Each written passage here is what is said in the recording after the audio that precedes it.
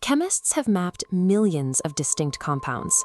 The vast majority of them, the plastics in our devices, the fibers in our clothes, the pharmaceuticals we engineer, and the DNA in our cells, are built entirely around a single element, carbon.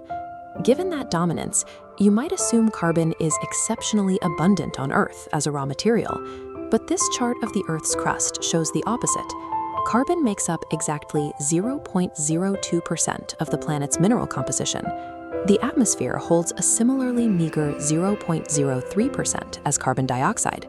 Yet, from this tiny inventory of raw atoms, we get millions of complex molecular structures. This imbalance is a direct mathematical consequence of the element's atomic architecture. Carbon has an atomic number of 6. That means it holds 6 protons in its nucleus, surrounded by a total of 6 electrons.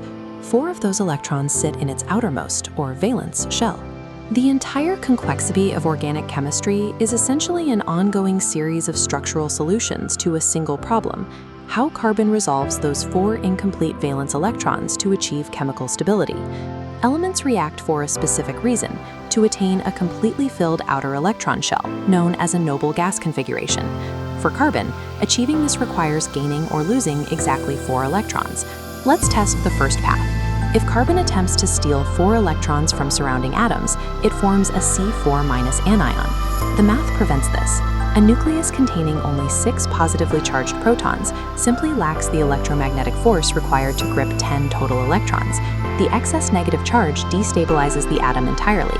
The second path is forming a C4+ cation by stripping the 4 outer electrons away. The ionization energy required to do this is massive.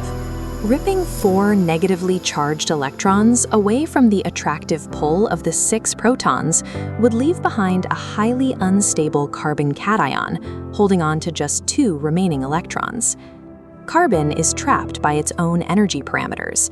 It cannot feasibly steal 4 electrons, nor can it surrender them. It must entirely abandon ionic transfer in favor of a secondary mechanism, the covalent bond. A covalent bond is a workaround. Instead of transferring electrons, atoms overlap their outer shells. The shared electrons belong to the valence shells of both atoms simultaneously, satisfying the stability requirements for both. In simple molecules, 2 hydrogen atoms share a single electron pair to form a single bond. 2 oxygen atoms share 2 pairs to form a double bond.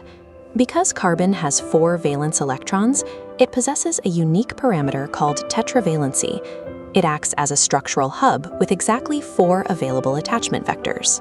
When 4 hydrogen atoms bond with these vectors, the structure locks into a perfectly symmetrical 3-dimensional shape. This is methane. Methane is a highly stable gas used heavily as a fuel source, but it is a single isolated molecule. Tetravalency alone does not explain the existence of millions of different compounds. To achieve that, the carbon hub needs a mechanism to link its geometric nodes together. That mechanism is catenation.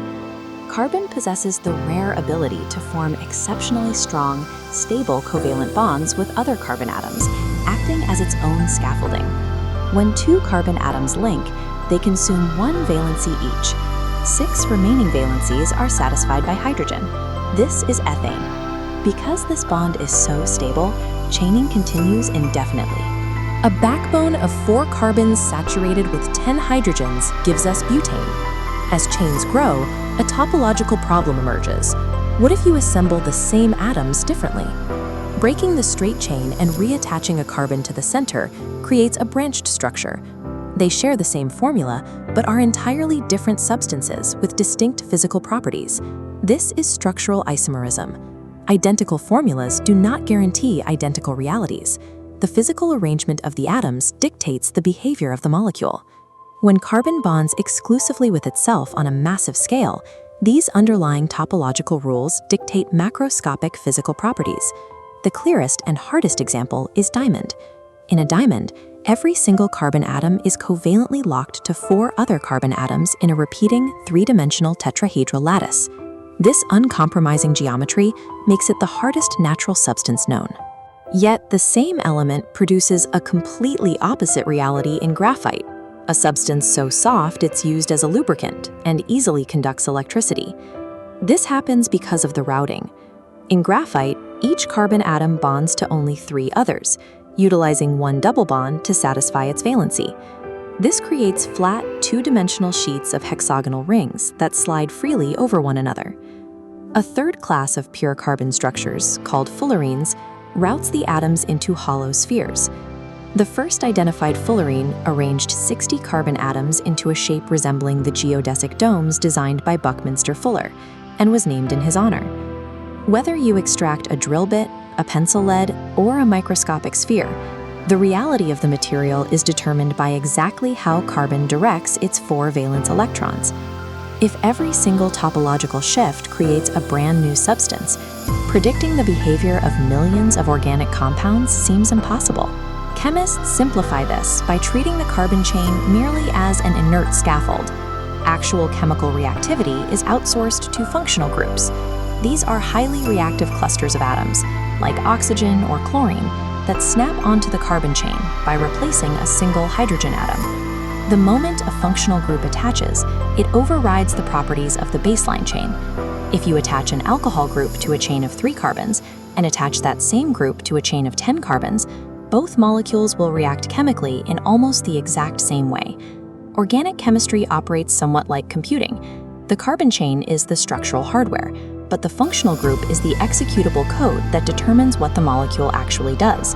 This modular logic allows us to organize molecules into homologous series. These are sequences of compounds that share the exact same functional group, but differ sequentially by a single structural unit. Look at the progression from methane to ethane to propane. The mathematical difference between each sequence molecule is exactly 1 carbon and 2 hydrogen atoms. As we step down the list and molecular mass increases, physical properties, like these boiling points, increase on a predictable gradient. The physical properties scale with the mass of the carbon skeleton, while the chemical reactions remain entirely anchored to the functional group. Carbon operates as the ultimate combinatoric platform. It is constrained by tight atomic rules, yet perfectly suited for infinite, predictable architectural expression.